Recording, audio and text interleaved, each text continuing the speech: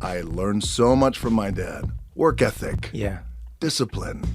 But at the same time, I also know what it's like not to be hugged. Now I turn to my daughters, and it's, oh, you want to paint my face? Get the paint. How many colors do you want to put on? Do you want this? You want to do that? You want to hit me in the balls? Okay, great. I'm going to close my eyes. I know it's coming. He grabbed a shovel, a big shovel, my dad did, and drew a line in the dirt and said, if you cross that line, I'm going to kill you. The drunk asshole crossed the line. He knocked him out, cold as a block of ice. Wow.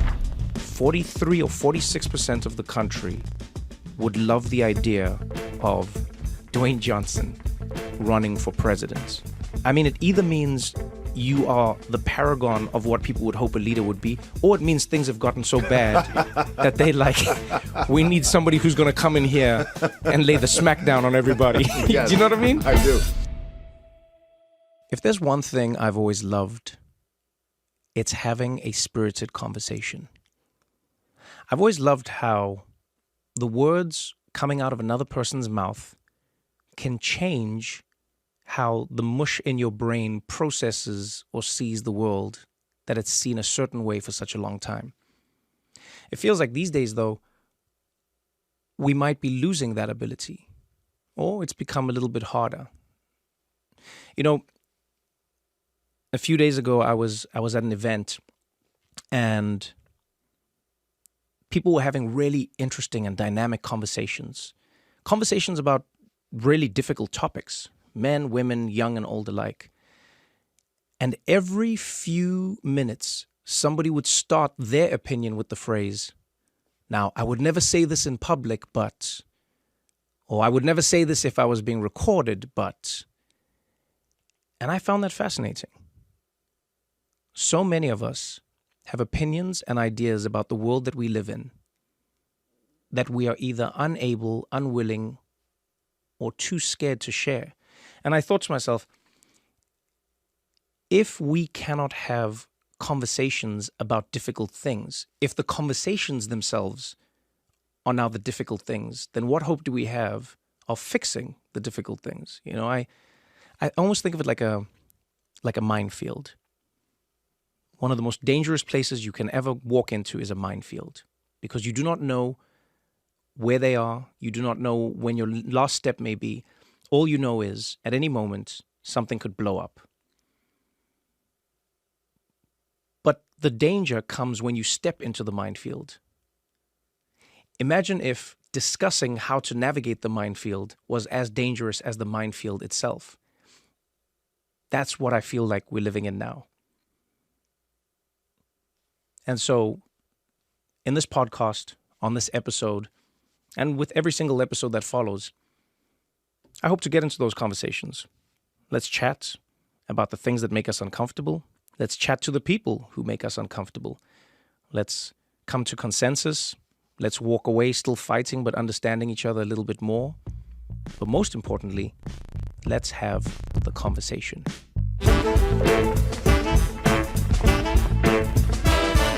This is What Now with Trevor Noah.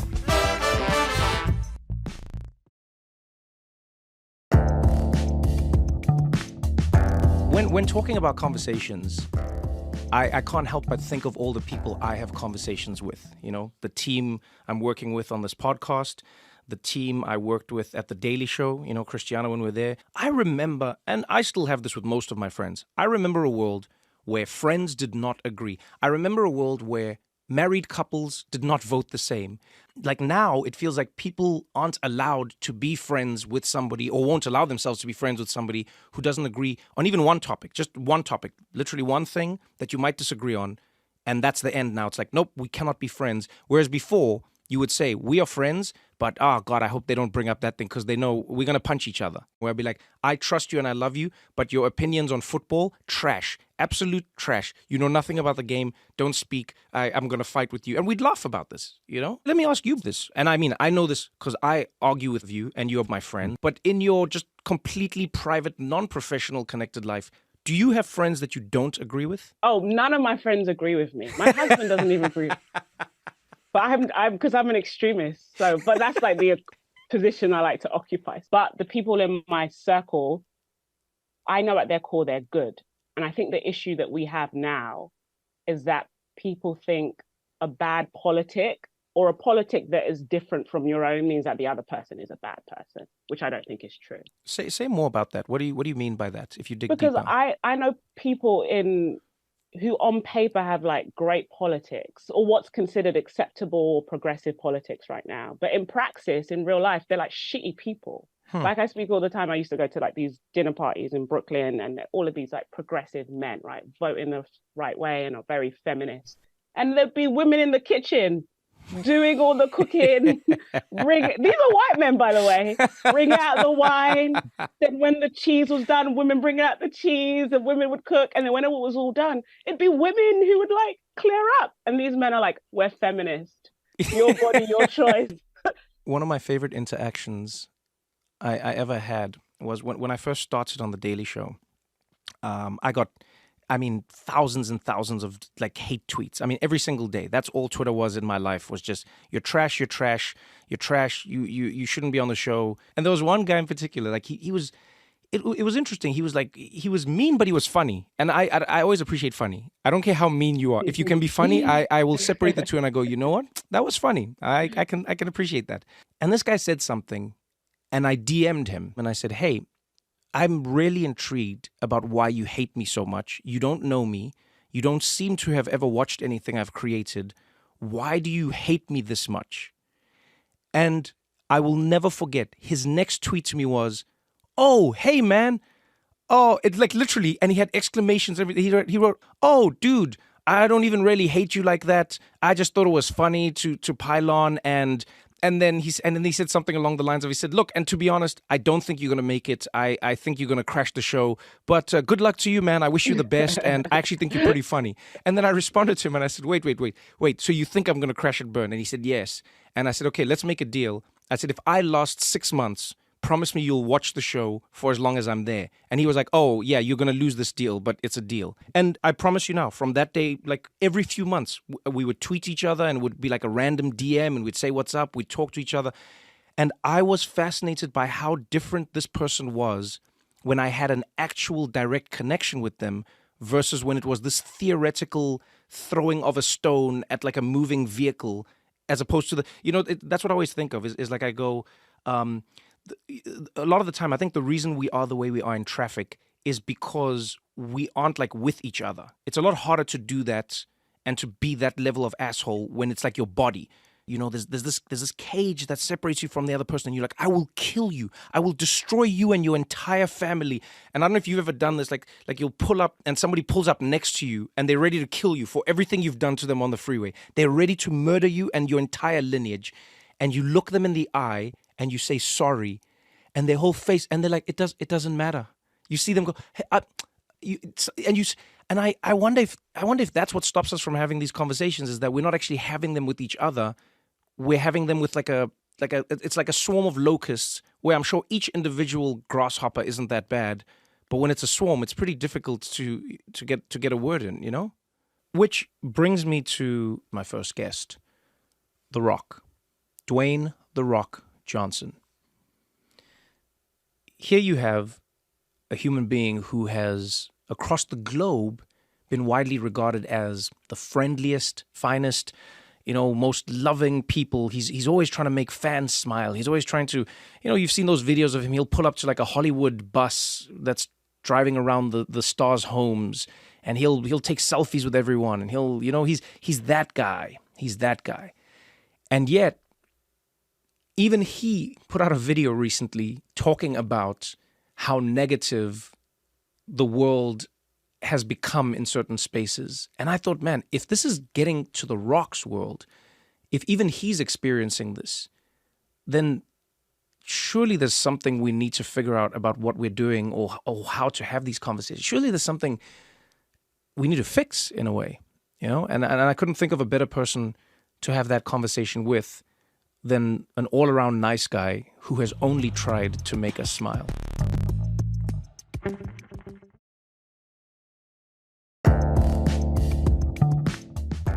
He's walking in now, people. The man, the myth, the legend. Christiana, I will catch up with you after this, but say what's up to The Rock. Hey guys, Christiana. What's going on, sir? How are you, my brother? Thank you for being here. Good to see you. Thank you for having me. Take a seat. Take a seat. All right. Welcome. Here we are. Congratulations, man, on your first show. This is a big deal. No, Thank congratulations on getting The Rock. That's what you should congratulate me for. Congratulations on getting The Rock. You are. Everyone says to people, "Oh, you're the hardest working. You do so much." I will put money on it. You are the hardest working person that I know in the industry right now. You are doing everything. You are everywhere. You are like, where did you come from right now? The gym. You see, what time do you start? 5 a.m.? Are you one of those? Am I one of those? Yeah. I like to get up early. I get up early, and that way, hopefully, I could get up before the babies get up. Okay. And then I could get the workout part out of the way. I feel like I saw a video of you celebrating your mom's birthday. 75th. Congratulations to your mom. Thank you very much. I feel like your mom has always been, like your hero in many ways. You know, I've read many of the things you've talked about her, and many of the things you've said about her. It's so beautiful to see how you celebrate her, and watching that video.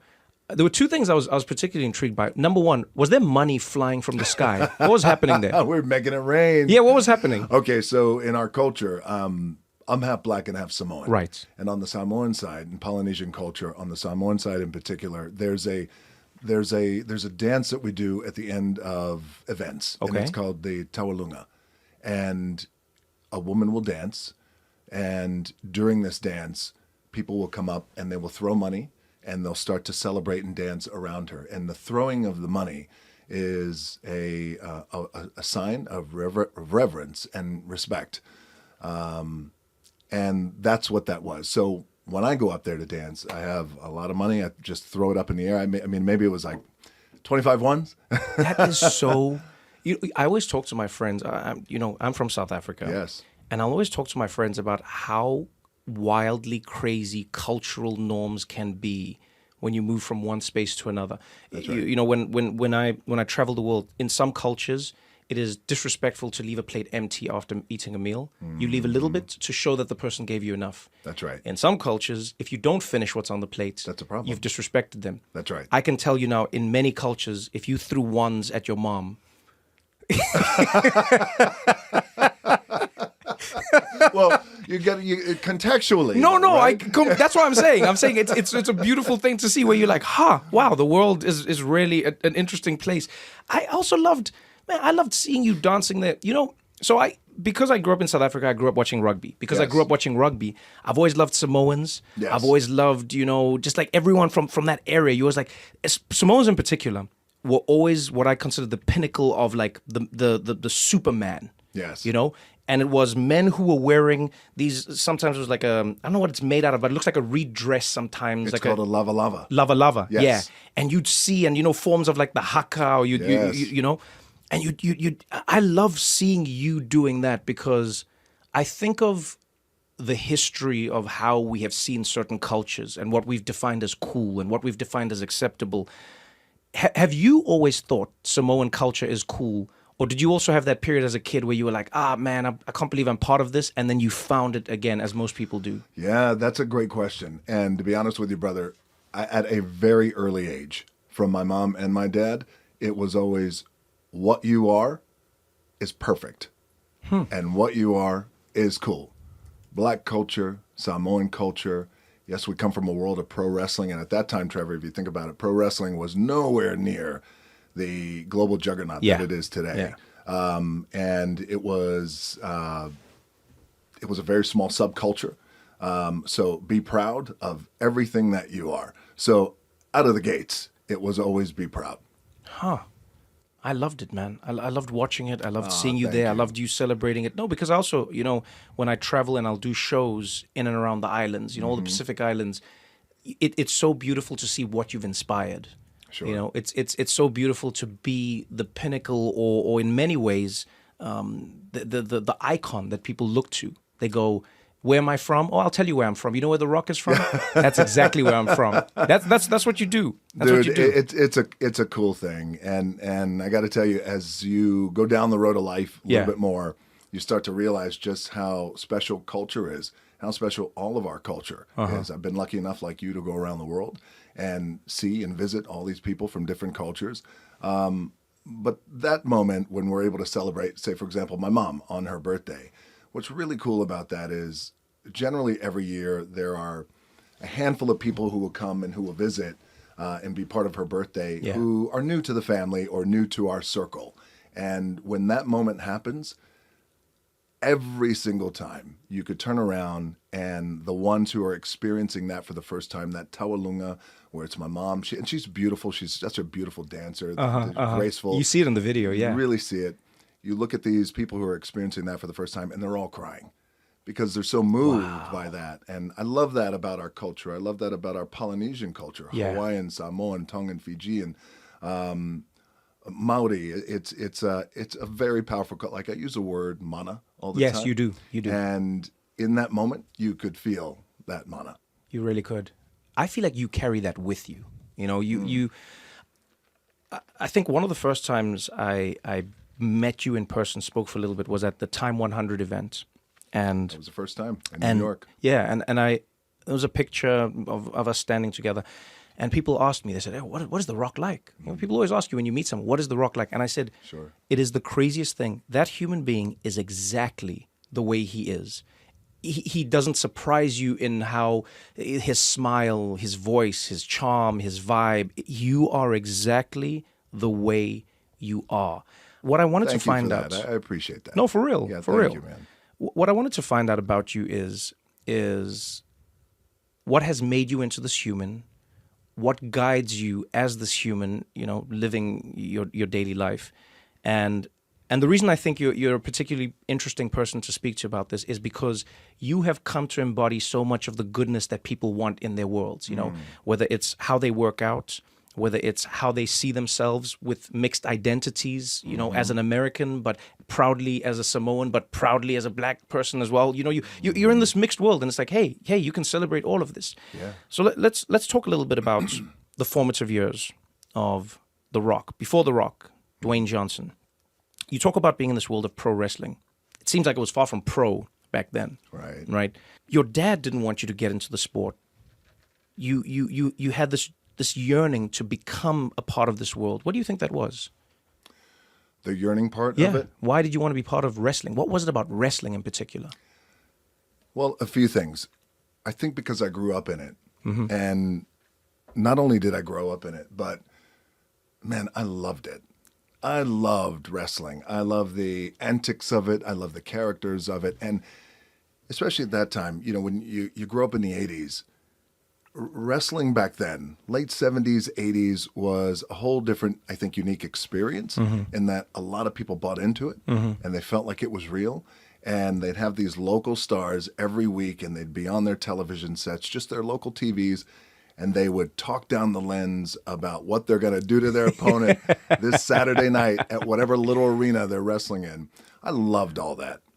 And I had a front row seat watching my dad and my grandfather and everybody in my family live their passions. And it's what I believe we're all born to do. Wow. And so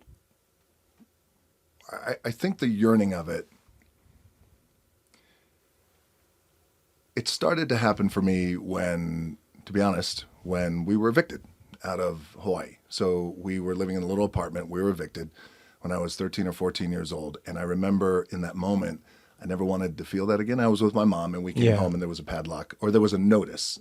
So you have a week to get out. And that was it. And that was it. And I remember just her and I, and she was standing there. She was crying. She didn't know what to do. And my dad was wrestling in Tennessee at that time. And I remember then thinking, I never want to experience this again. And what can I do to change it? What can I do? Like, what can I do with my own two hands? Now I'm 14. So I can't do shit. Right. That's a tough place to be in as a 14-year-old. As a 14-year-old, right? So I remember at that time thinking, well, all the heroes in my life are these guys. They're these guys they're big, they're strong, they're pro wrestlers.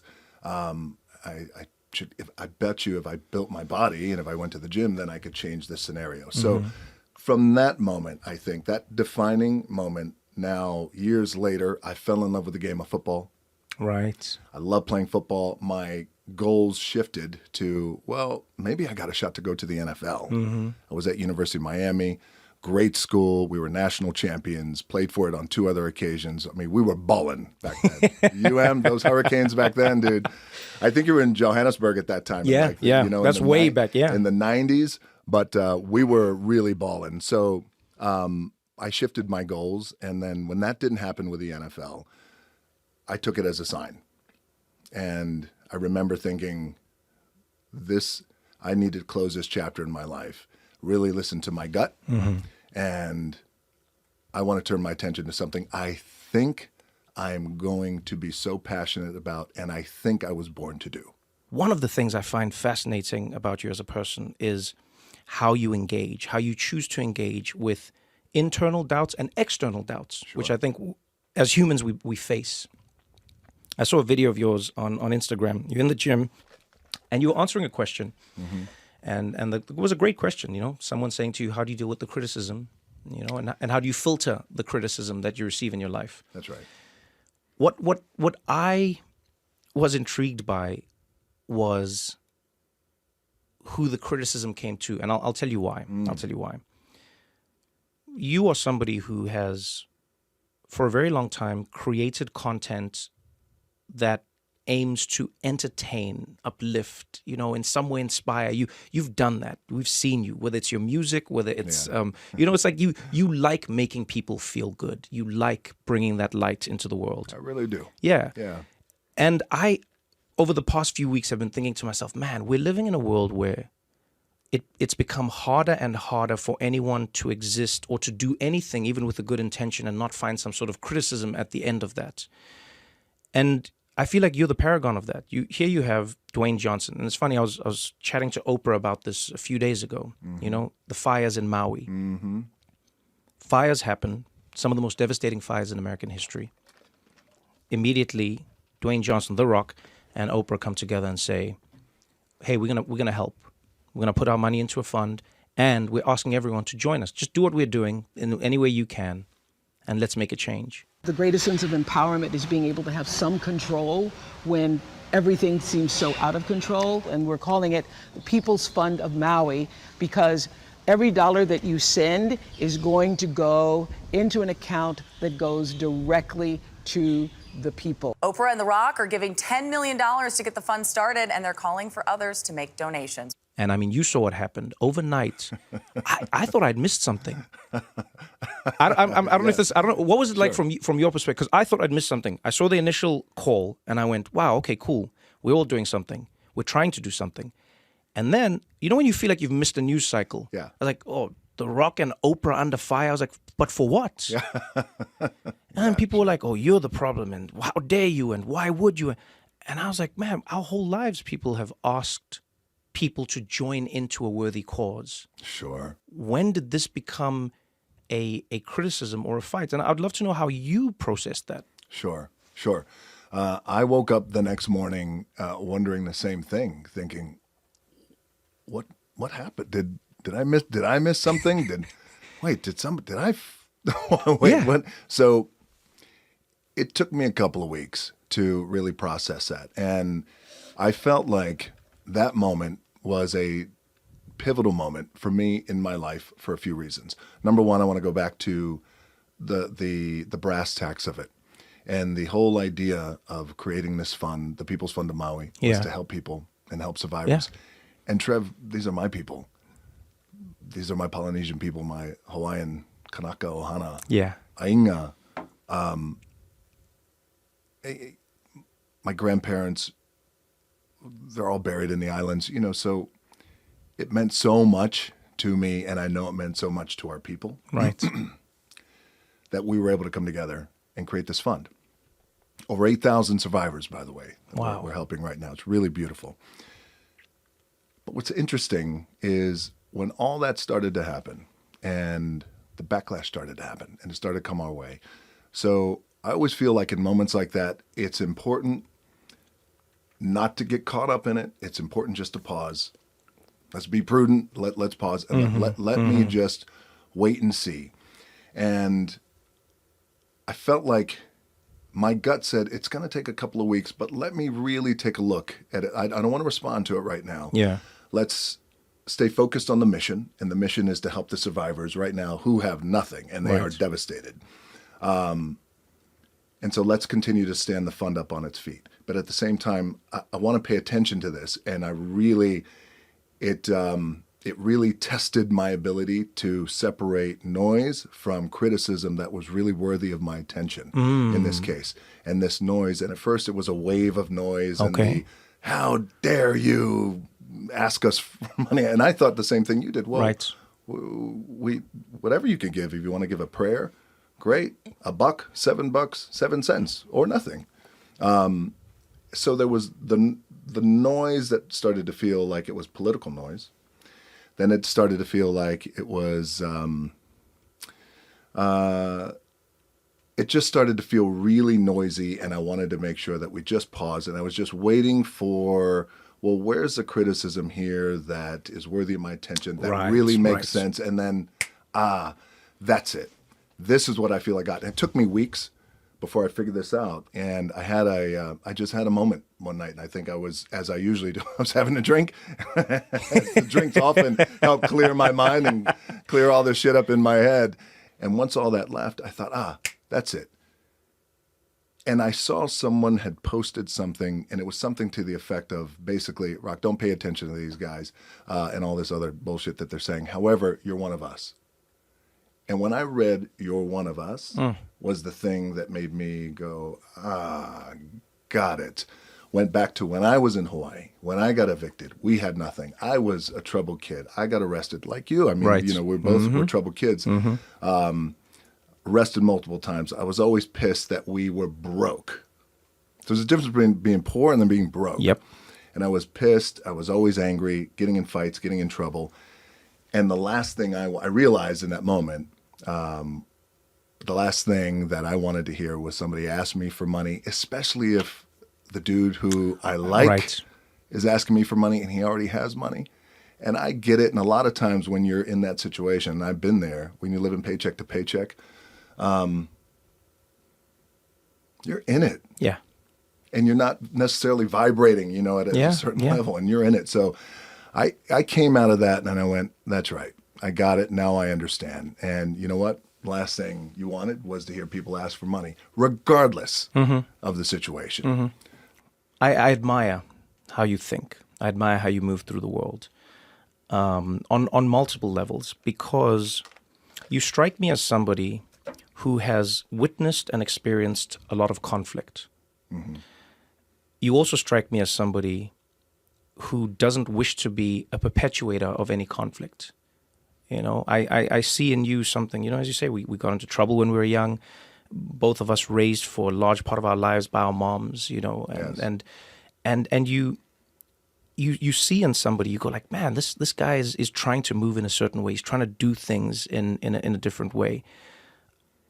There was a moment when you talked about politics, and you've always stayed out of it, which I appreciate for people who do. And literally before you came on, I was talking to, my team, and I was saying, in South Africa when we grew up, we had a simple rule, and that rule was your vote is your secret. And the reason we believed in that was mostly for people's safety.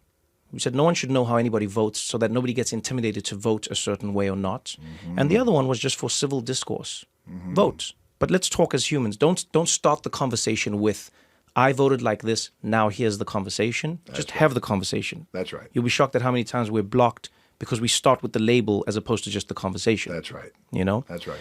And so I look at your life, and here's a thing that always struck me was you live in a country that is so divided. You live in a country where people fight about everything. And then this poll came out, and it said 43 or 46% of the country would love the idea of Dwayne Johnson running for president. And I remember seeing that, and I was like, damn. I mean, it either means you are the paragon of what people would hope a leader would be, or it means things have gotten so bad that they we need somebody who's going to come in here and lay the smackdown on everybody. Yes, do you know what I mean? I do. So let's talk through two things. The one is, your response was interesting. You said if that was something that people wanted me to do, I would consider it or I would do it. Tell me why you said that, or what you would hope to achieve in that world, and then also tell me how you see politics, because you have an interesting view, not political parties, but just like the way humans interact with each other. Sure. Well, a few things. I just want to go back for a second because you said something about, and at least this was my interpretation of what you said about, we could screw up, we fuck up at a time, and that's just life. Yeah. But we learn from it, and I try not to make those mistakes again. Yeah. But I also do my best these days, Trev, and this has taken years, by the way, to not let ego, judgment, or early anticipation shape my ability to receive what is happening. Whew. Okay? That's not easy. No, man. It's not easy. And so many times in the past, it has stifled either my growth or my ability to see something and go, you know what? I never looked at it like that. Thank you for bringing that up. It's going to help shape me as I walk forward. So, and I just wanted to touch on that because I think it's important. And I know the majority of people out there, we want to be better. I do. Yeah, I agree. Right? We want to be better. We want to be good. We want to be good. We want to learn from our mistakes. So that was an interesting poll that happened, and I was really moved by that, and I was really blown away, and I was really honored. I was. I'll share this a little bit with you. At the beginning of the year, at the end of the year, rather, in 2022, I got a visit from the parties asking me if I was going to run and if I could run. Wow. And it was a big deal, and it came out of the blue. Wow. And it was one after the other. And they brought up that poll. They also brought up their own deep dive research and data that would prove, should I ever decide to go down that road, you would be a real contender. Yeah. And it was all very surreal because that's never been my goal. My goal has never been to be in politics. As a matter of fact, there's a lot about politics that I hate. Yeah, I know this about you, yeah. So I was moved by that. And the reason why I had given that response, if that's truly what the people want, then of course I would consider it. And after that response, that's when the parties came. But then I really had to double down on this idea, and this is the truth, which is, well, I got little ones. And I have 3 daughters. Right. I have a lot of estrogen in my house, and I love it. But I have a 22-year-old daughter, and I have a 7, and I have a 5. Yeah. And the 22-year-old daughter, Simone, I like to say, man, we grew up together. But I also know what it's like to be in a occupation that took me away. And I was, as a pro wrestler, full-time, wrestling 230 dates a year for years as she came into the world. So I know what it's like to have that separation and not be there for the birthdays, not be there for the pickups, the drop-offs, and everything else. And I didn't want that. I don't want that for my little ones now. Right. And so that was one of my primary discussions with the parties, who ultimately were like, yeah, but the other ones have done it like this. But so with the response, I responded in that way. I thought it was important. And I do feel that way, by the way. If that's ultimately what the people would want, then of course I would consider it. Wow. The people's champ. I love the way your face lights up when you speak about your daughters. It happens every time. You can't control it. If I was playing a game of poker with you, I'd try and put a picture of your daughters on the card because I would know which card you have when. That's right. I think what I appreciate most about it is that I think you have, in many major ways, changed the way people perceive what it means to be a dad. And I think it's beautiful. For so long, a dad was considered a strong man, didn't cry, and you stiff up a lip. Come on, shut up, kids. Come on, keep it moving. Yeah. And then here comes what many would consider, the definition of manhood. And you have your little girls painting your face, painting your nails. Yeah, man. You're wearing tutus, playing with them. You are fully in their world. You are a proud girl dad, and you are raising these girls into women, and you see it in your eyes. How do you think they've shaped your perception of masculinity? How do you think they've shaped how you want to be a man, and what are you consciously trying to think of for their perception of men as they grow up? Well, you just said it. I mean, that's it. Let's start with the last thing you said because it's the anchoring thing, Trev. It is, I am their model of what a man will be. I'm their first man in their life. So I take that with all the DNA that I got in my body, and I take that not only so serious, but I want to be that example for them. Now, let me just take you back for a second. The man who raised me, who was my dad, Rocky Johnson. Right. His dad died when he was 13. The holidays that came up after his dad's death, a new boyfriend was in the picture. Boyfriend gets drunk, pisses on the turkey. My dad's 13. He grabbed a shovel, a big shovel, my dad did, and drew a line in the dirt and said, if you cross that line, I'm going to kill you. The drunk asshole crossed the line. He knocked him out cold as a block of ice. Your dad knocked him out? My dad knocked him out with a shovel and tried to kill him. Wow. 13. They're dirt poor. They live in Amherst, at Nova Scotia. The cops come, and the cops say, well, he's still unconscious, but he's not dead. When he wakes up, one of two things is going to happen. He's going to kill your son, or your son is going to kill him. So the cop's recommendation to my dad's mom was, one of them has to go. You know where I'm going with this now. Jeez. She looked at her son, my dad, his name was Wade, and said, you have to go. So 13, he's out on the streets. Now, the reason why I tell you that story is that's my dad's capacity for love. 13. You're gone. So that's the man that raised me. So that's the stiff upper lip. Right. Come on, work through it. You'll be good. Right. Get up. I'm getting up. You're getting up. We're going to the gym. I'm 5. I can't go to the gym. You're going to the gym. You sit in the corner. You watch. And that was how I grew up. You're coming with me to the wrestling matches. It was always rough. It was tough. But that's his version of love. Okay, so now years later, when I have the blessing to become a dad, and to these 3 beautiful daughters, man, I learned so much from my dad on work ethic, discipline, respect is given when it's earned. Be proud of who you are. Be proud of your skin color and what makes you up, your DNA. But at the same time, I also know what it's like not to be hugged and not to be kissed on the cheek. And so in learning of that, now I turn to my daughters, and it's, oh, you want to paint my face? Get the paint. How many colors do you want to put on? What do you want to paint my nails? You want this? You want to do that? You want to hit me in the balls? Okay, great. I'm going to close my eyes. I know it's coming. It's that game. Close your eyes, Daddy. Okay, here we go. Oh, man. So, yeah, man. I mean, I love and appreciate my old man. We had a complicated relationship, but my daughters helped shape me being a man. My dad helped shape me being a man, but also being a father on what to do and, you know, the stuff that I missed and that I want to give to my little girls.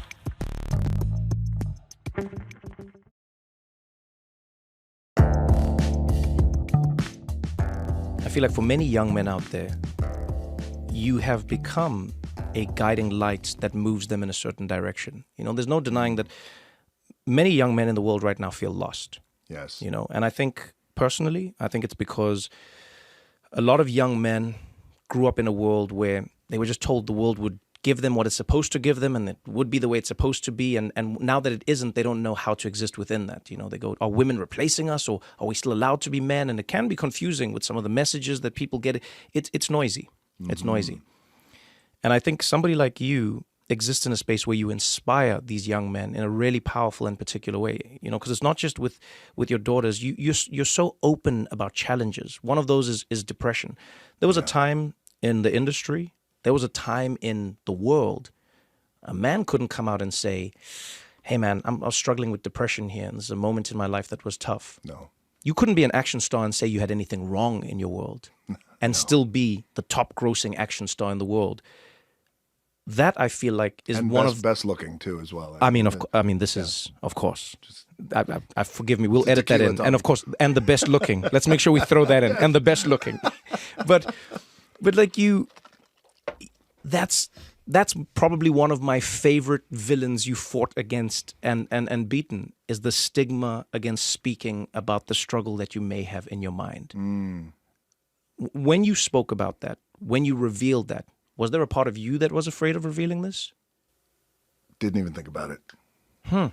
Didn't even look at it that way. I didn't think, well, I don't know, maybe I shouldn't. Maybe there's a reputation I should uphold. Big, strong men. It's that culture. How is it going to be received? I didn't really think about it. I just remember, I don't remember exactly when, but I remember being in an interview or something, and then I started talking about it. And I realized as I was saying it, and I certainly realized it after the feedback I got, and this was probably years ago, of how much it helped.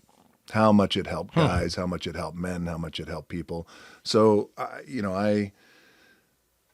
but also, Trevor, I went through bouts of depression not knowing what I was going through. Yeah. I didn't know what depression was. 20 years ago, there wasn't, this is depression. Right. It's mental health. Yeah. People back then just thought you were perpetually sad. They thought you were sad. Yeah. They thought maybe you were hungover. They thought a lot of things. They thought maybe you need to get on medication or not. But you know what a lot of people thought, and people still think this today, is, yeah, but it's a choice. You'll get through it. Wake up. It's a choice to be happy. It's a choice to be sad. So come on, like buck up. Right. You got this. Move on. When a lot of times you just wake up blue. And you don't have that choice. And it's not that easy. You just don't turn it on or turn it off. And I also realized as I went down the road, once I started to realize what it was, why I felt I didn't want to do anything, why I was emotional about things. At first, it happened at University of Miami when I was 18 years old. I came in, everything was great. I was on top. I get injured, complete reconstruction with my shoulder. I was done. I wasn't participating in team meetings, practice. I wasn't going to class. First time away from home. You're isolated, Yeah. brother, and it all converged. I went through my first bout of depression back then. Also, back when I had $7 in my pocket, and then when I got a divorce, and so on and so on and so on. And then once I started to realize what it was, I started to not only did it help me realize what it was, but then realize the power of talking about it and how important that is. And now I can tell young men, young women, kids, students, older people, doesn't matter. Hey, it's your superpower. It's okay. Talk about it. Right. Be open. If you're feeling blue, if you're feeling fucked up, if you don't have the answers, even if you don't know why, because a lot of times, sure, there's a thing that this thing happened, therefore I'm depressed. But a lot of times people just wake up and the skies are gray. Yep. And you don't know what to do. And one of the most powerful things you can do is, number one, know you're not alone. Know that if you're experiencing it, there's a lot of other people out there experiencing it too, and talk about it. I appreciate that. I really do. What do you do when that happens? I'm curious. So what I try and do is I track I track the when and the why.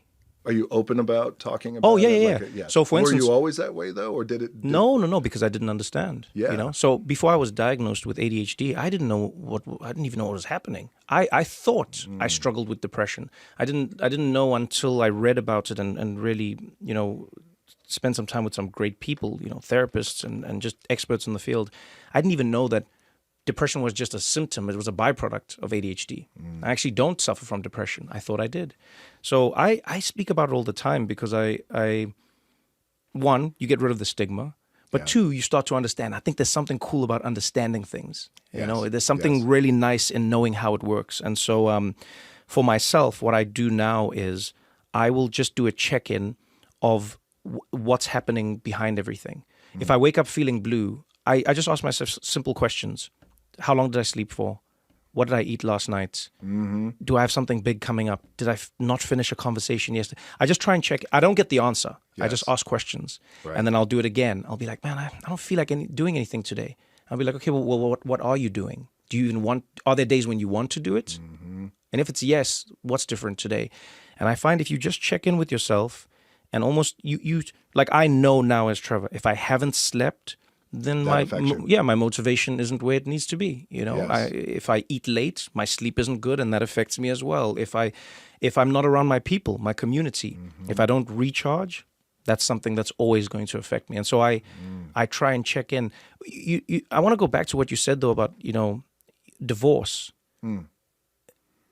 Again, I would love to understand how you did this and what you can teach us about your experience. Many people will experience divorce. Again, it's something that's shrouded in shame. Nobody wants to happen. They stay in marriages forever, even when they can't or shouldn't. You got divorced, but your divorce is really unique in that your ex-wife is my business partner. Your business partner. Yes. Your ex-wife is the person who's helped you turn The Rock from an individual into an idea that spans the globe. Dwayne Johnson is everything from tequila to, workout apparel with Under Armour to wrestling and movies and music and Sexiest Man Alive. Oh. Sexiest Man Alive, of course. We'll throw more of these in. I apologize. Sexiest Man Alive. But I'd love to know on a relationship level, how are you able to be in a divorce with somebody? And I ask this for everyone who's in any relationship, and then still find a way to love and respect them enough to move forward? Because I'm sure the divorce was hard. Yes. What did you learn that enabled you to work with your ex-wife to achieve everything that you've done and still do today? I learned exactly that, what you just said, that we can still make it all happen. We just have to be unattached to how we get there. And let's also be unattached to what the original goal was. Now, the original goal wasn't divorce, and divorce was fucking hard, man. And especially at that age for me, I was getting a divorce. I transitioned out of wrestling. And when I left wrestling, I was on top. I was very lucky and fortunate. I was on top, main event, and I thought, but I want to expand, I want to grow, and I want to bring wrestling with me. And then I thought, God, is this the biggest mistake I've ever made in my life? And so there was that, and going through a divorce at the same time. Our daughter at that time maybe was 3-4 years old. Who's going to be raising her along with me? There's another man. Eventually, I'm sure she will meet another man. There was all that shit that was going on in my head.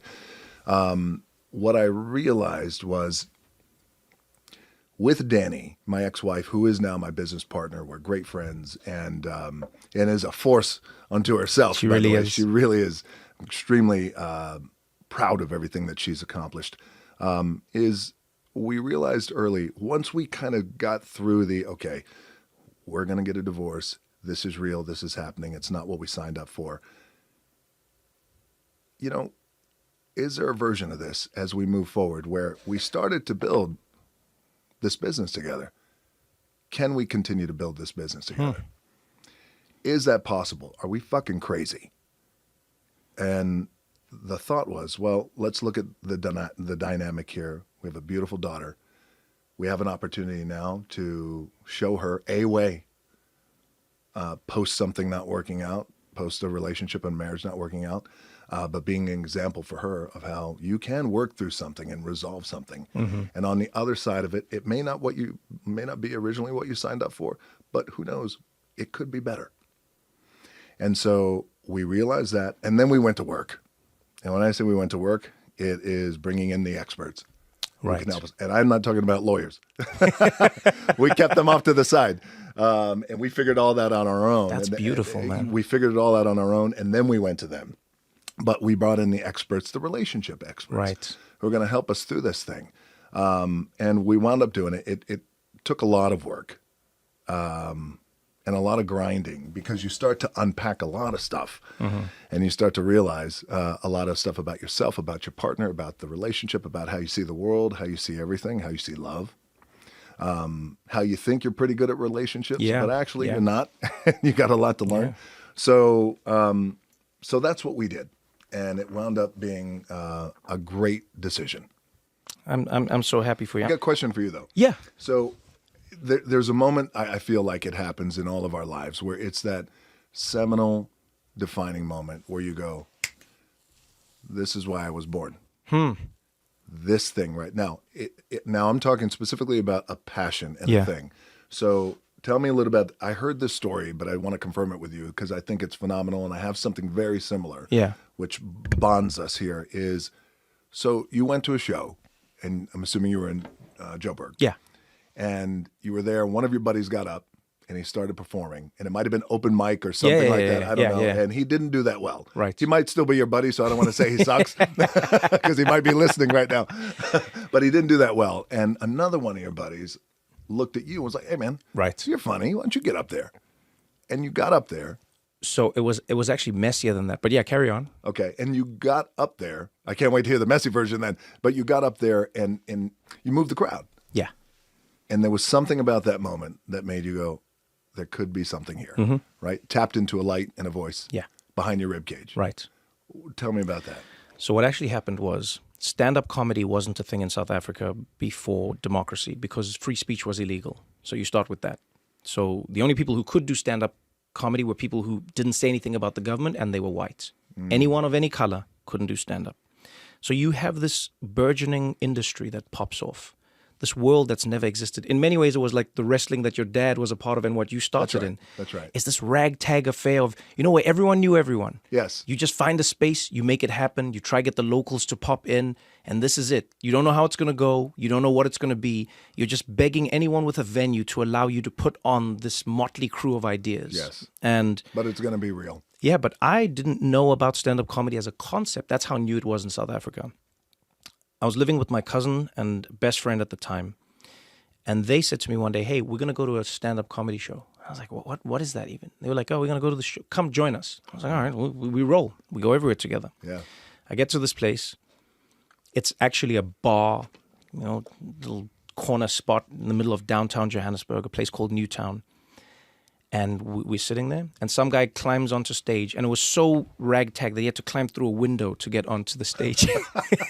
It's like a little window on the side. There's no it's not a real stage. Climbs onto this little platform, holds the mic, starts speaking.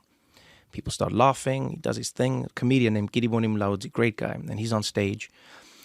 But the night was bad. Comedians have bad nights. You know what it's like as a performer. Sure. You know what it's like when there are people there. And I mean, you were doing it to hundreds, then thousands, then, tens of thousands of people. You know what it's like when a line doesn't land. You know what it's like when a moment doesn't connect. You also know the high, the moment that first line hits, and you're off to the races. So it wasn't working well for the comedians.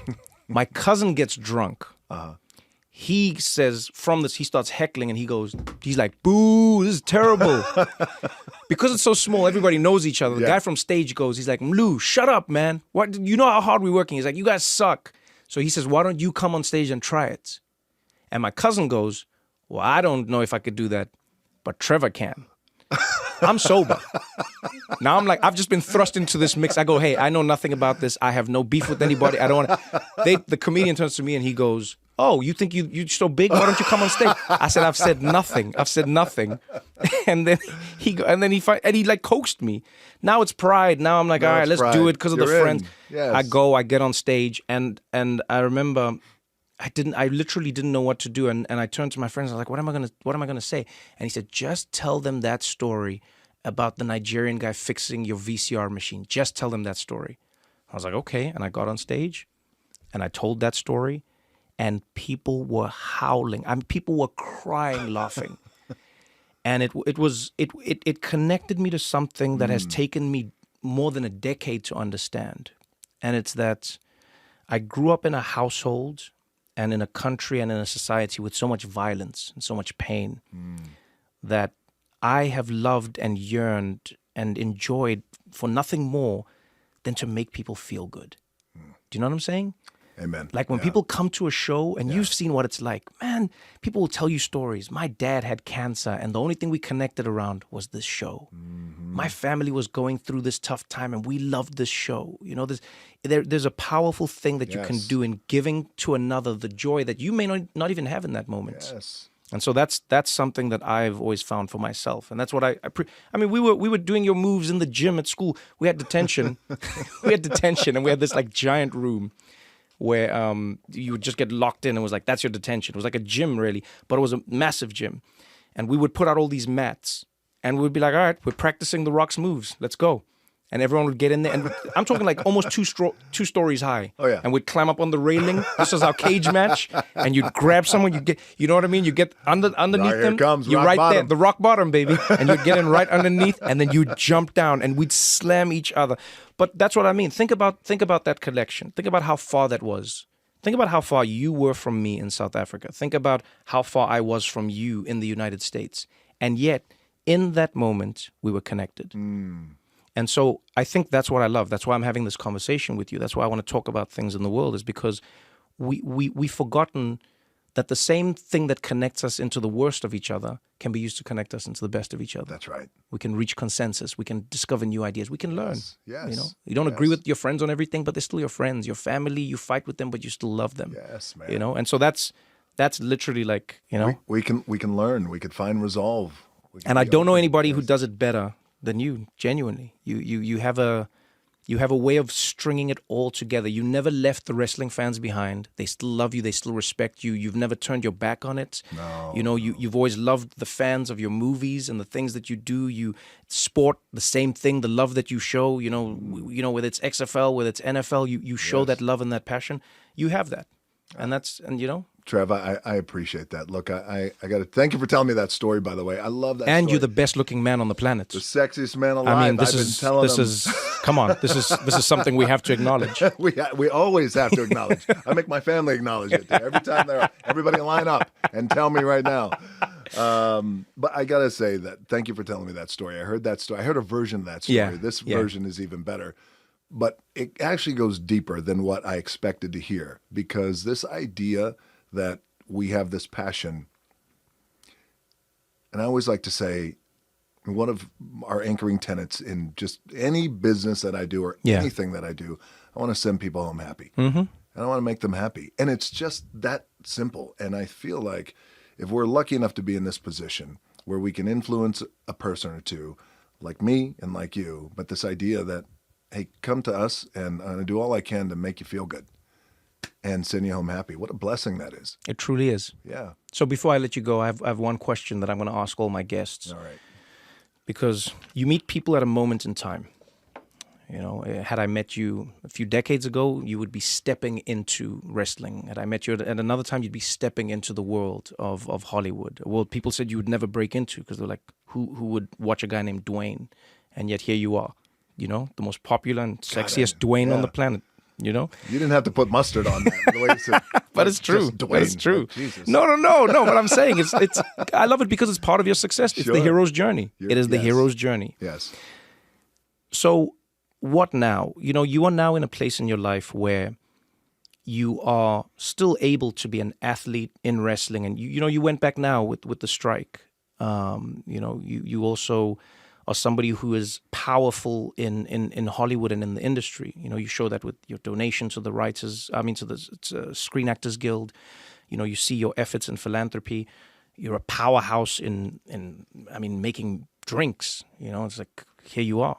But what now? What is the thing that you are looking for? Not just on a professional level, but in your life. Like, where does Dwayne Johnson go? All right, this is the next step that I'm trying to get to. Or this is the next thing that I'm trying to achieve in myself as a human being. Yes. The next thing is this. Let me preface with, man, I'm lucky. And I feel like along the way, I got lucky. And you hear, well, the harder you work, the luckier you get. And that could be true. Mm-hmm. But I do feel that by the grace of God, man, I've had just these angels, I feel like, along the way who just help guide and shape and shift me. And take care of me at the darkest and lowest. And those angels, by the way, are still in my life. I could count them on one hand. Have fingers left over, I like to say. But so I want to preface it with how grateful I am. And I'm a lucky guy to be in this position. And I'm lucky to had climbed a mountain and breathing a certain air that I'm well aware that at times it's a rare air too as well. Mm-hmm. And the thing I want to do now is not stay here in this place on this mountain, but I want to build more mountain. I want to build more mountain professionally, but more importantly than professionally, I want to build more mountain spiritually, emotionally. Humanity is so important to me. And not only build more mountain, but then bring everyone with me so we can all build new mountain. Right. So it's all about building New Mountain for me. And in that is the, and again, we could distill this down into a lot of different places, but I know what you mean. You know what I'm saying? Yeah, It's yeah. build New Mountain. It's growing. It's being open. And especially now when there is so much noise, there's so much toxicity. Yeah. There's so much bullshit that everybody is dealing with from the moment you wake up, Yes. the moment you go to bed, you open your phone, turn the TV on, listen to the radio. There's so much toxicity and noise. But man, there's also so much good stuff out there too as well. So build New Mountain. I love that. Build New Mountain. And bring everyone with you. So we're all building New Mountain together. I love it. Well, Dwayne "The Rock" Johnson, sexiest man alive. I thank you for your time. Thank you. You know what's great? You will always have been my first guest. You know what I love about the full circle of things? I'll leave you with this. Tell me. The first guest I had on The Daily Show was Kevin Hart. Wow. And the reason I always appreciate the firsts is because the firsts have to do something that most people are afraid to do, and that is trust in what they don't know. You come here, you don't know how this could go, you don't know how this would, and I appreciate that from you as a human being. I remember what happened with Kevin on The Daily Show. No one would be my first guest. People were terrified. They're like, who is this guy? We don't know what he is. We don't know what he stands for. South Africa, what is that even? Where is that? What part of Africa? The South, we put in the name for a reason, but people did not care. They were like, we can't come. And I said, let's ask Kevin Hart. And they're like, oh, but Kevin Hart's a superstar. I said, let's just ask him. Yeah. Kevin responded instantly, he said, I'm in. He said, I'm in. And I remember asking him, I said, why? And Kevin said, because I remember what it was like to be the person that nobody wanted to give a shot. I remember what it was like to be at the bottom of this ladder. And he said, and if I can, it's funny you say that and I see why you guys get along so much. He said, if I can be a part of building your ladder, sign me up. And so I'm glad that I now have what I consider one of the best pairings as both of my firsts. Thank you so much, brother. Well, thank you, brother, for having me on. And congratulations on not only an incredible career, but also a groundbreaking one, too. I appreciate it, man. Thank you so much. Thank you, brother. All right, let's get you to the next $1 billion. I cost you some money here. Oh, you 7.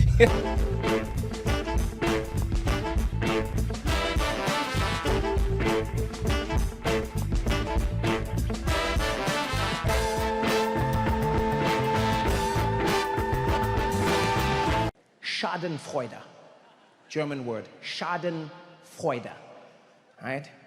It means to take great joy in the pain and suffering of others. Fun fact, that word was never translated into another language. I wonder why. My story happened in Edinburgh, Scotland. What I do whenever I'm traveling is, if I get to be in the same place as my friends, we try and spend as much time together. And what we'll do is we'll order like food or we'll go out. And when we do that, we allow one person to designate the meal.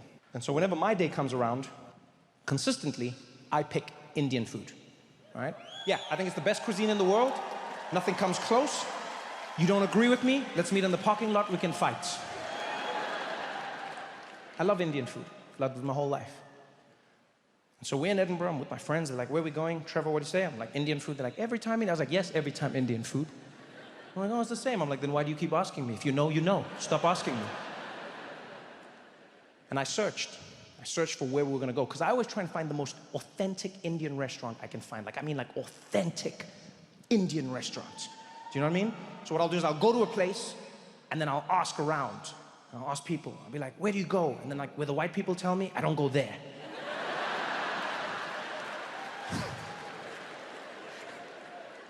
Now, the reason it had to be so authentic, just so you understand a little bit of me. I grew up in South Africa, as you know, right? Now, what a lot of people may not know is that South Africa has one of the largest Indian populations outside of India. And so I was lucky enough to grow up surrounded by Indian culture.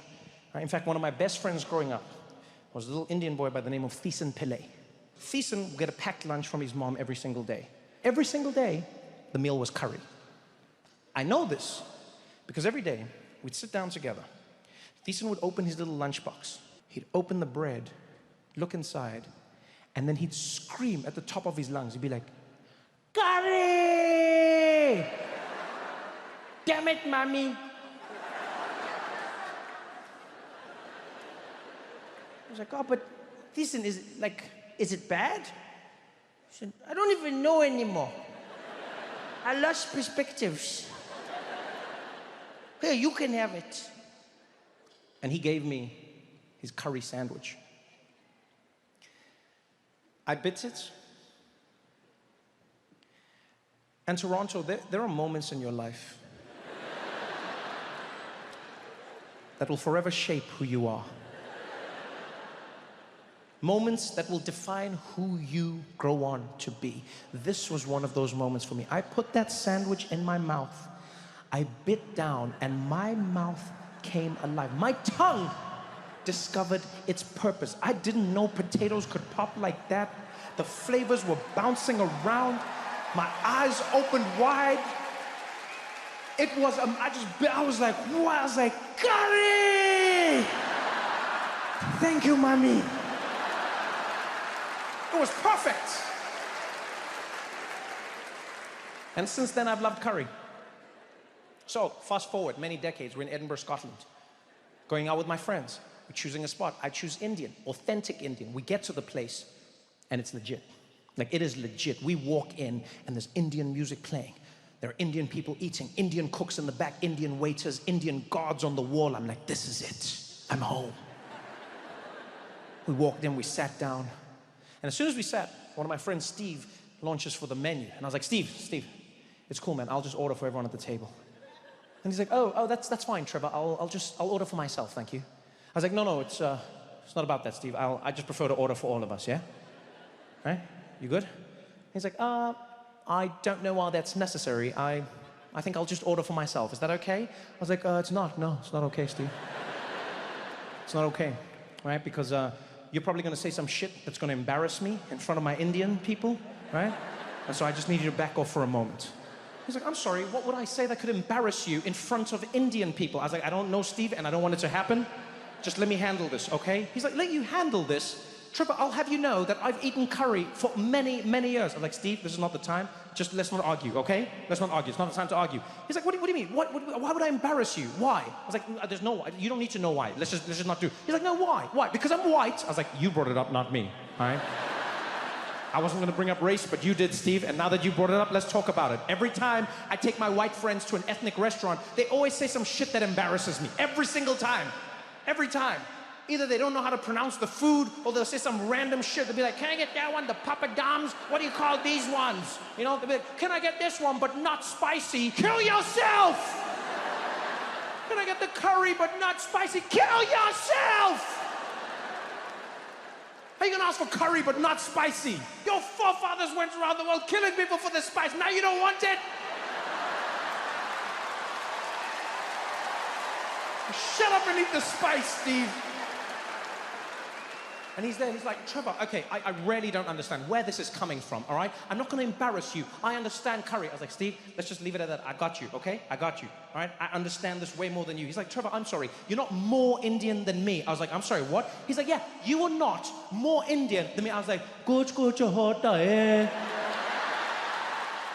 the hell is that? Exactly.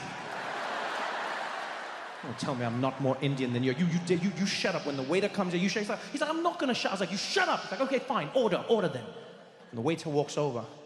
This beautiful Indian man. He's got his beautiful Indian garb, and he steps up. And I know Steve, I can see him questioning my authority out of the corner of my eye. I wanted to show him that these were my people, and as the waiter got there, I didn't even let him speak. I just jumped up and I was like, good evening. I'm going to be ordering for the entire table, please. Could we please have 3 garlic raw naans? We're going to have 3 rumali rotis. Give us 1 shahi paneer, 1 palak paneer. You know what? We're going to have a Rogan Josh lamb, of course. Could we also please have 1 butter chicken for my Caucasian friends?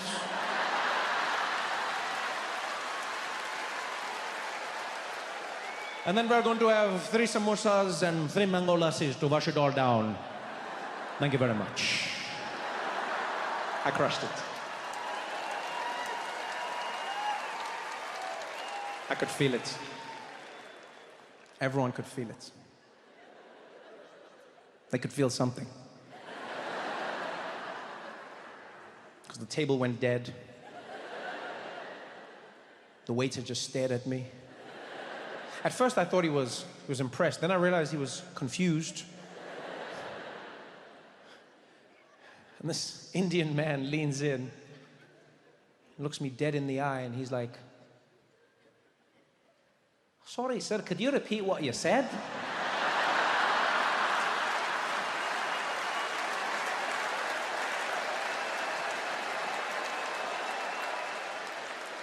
I can't hear what you were saying, right? You got a bit of an accent. And I was like, oh shit! He's Scottish! I mean, I know he's Scottish. I mean, we're in Scotland, he's Scottish, but it's like he's Indian. I didn't expect that, right? Because the whole place is Indian. It's an Indian restaurant, the people eating were Indian, there's Indian gods on the wall. The guy was Indian, his beard was Indian, but his mouth was Shrek. I didn't expect that. And now he didn't understand me, because I Trudeau'd too much. I didn't need to try so hard. But then I realized I also couldn't stop. Because that would be racist.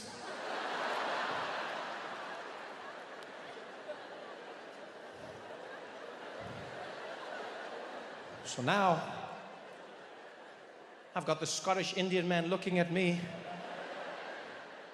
Everyone's quiet, and he's like, "If you don't mind, laddie, could you order again a little slower this time, right? I didn't hear what you said." "You want me to place the entire order again?" If you don't mind, I'm ready whenever you are." You know, I think everybody can order for themselves at the table. I don't think it's necessary for me to hold their hands. Everybody can order individually, and we can go from there, okay? We can go from there. And Steve was like, "Oh, I wish I could, but I'm so afraid I might offend someone. I think my friend here should order for us. Please, Trevor, go ahead. Go ahead. You're far more cultured than I am." I said, No, Steve, please, you can try your hand. I'm sure you know exactly what you want. He's like, "No, but what if I say something embarrassing? The last thing I'd want to do is offend another person's culture, Trevor." I said, "No, you can't offend anybody. There are no mistakes here, okay? We are all friends, okay? If anybody make a mistake, we forget about it. In fact, whatever happens today, we're all going to forget about it, okay? Just order. He's like, "No, I wish I could. I really wish I could. But Trevor, please go." I said, No, you just order, Steve. He's like, "Oh, please, Trevor." I was like, "Order, bastard! Just order." The waiter was like, Hey, there's no need to fight amongst yourselves. Look, clearly your friend's a little uncomfortable. Right, just order for him." Like, "Yes, he's totally uncomfortable." "Okay, could we please have 3 Romali rotis and 3 garlic naan, 1 shahi paneer, 1 palak paneer, and could we also get a lamb rogan josh, and we're also going to be having 1 butter chicken for your Caucasian friends." For anybody. Anybody can enjoy different types of curry. They don't all have to be spicy. It doesn't matter as long as you participate. There is no wrong way. "Oh, you're so understanding, Trevor." Yes, I am. Could we also please get the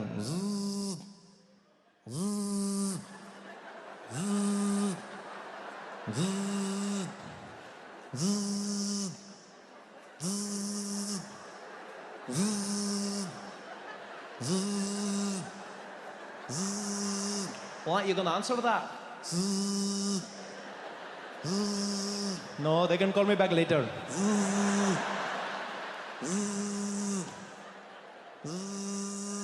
He's like, "It's getting awkward. Just answer your phone. I'll wait." Okay.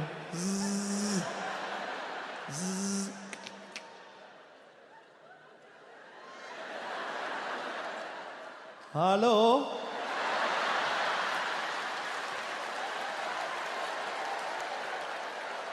Yes, this is Trevor speaking. How can I help you? Yes, no, the one and the same. Can you get to the point? I can't talk right now. Can you tell me what you need? I can't speak for too long. Can you? No. There is nothing wrong with my voice. Can you just get? No, everything is fine. No, I have not been kidnapped. No. I have not been kidnapped. Everything is fine. This is not a secret message. Just can you tell me what you need? No, we can talk later then. No, yeah, my voice is like this sometimes. Don't worry about that. Just wait. No, and I think I know my voice. I think I know my voice also. Yeah, well, I've been me my whole life, okay? I've been me. Okay, fine. We'll talk later. Okay. Love you too, mommy. Bye-bye.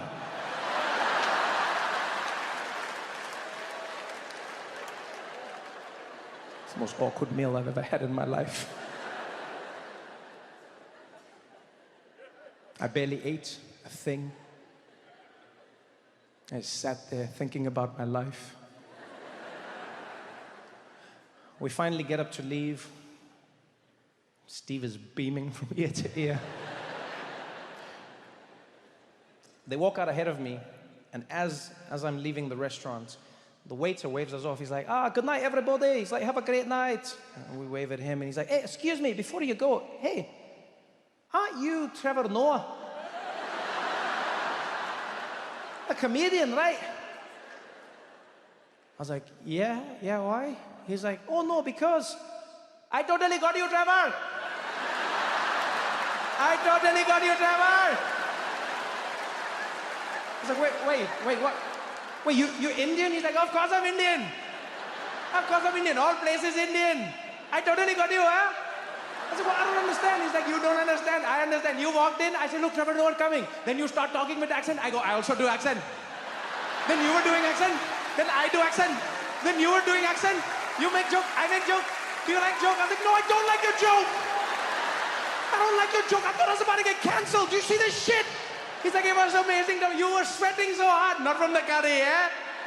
That was so funny, Trevor. I was like, it was not funny. My friends were laughing at me. He's like, I know. He's like, I wasn't scared, man. Why would you do that? He's like, because, Trevor, I take great joy in the pain and suffering of others. It's called Schadenfreude.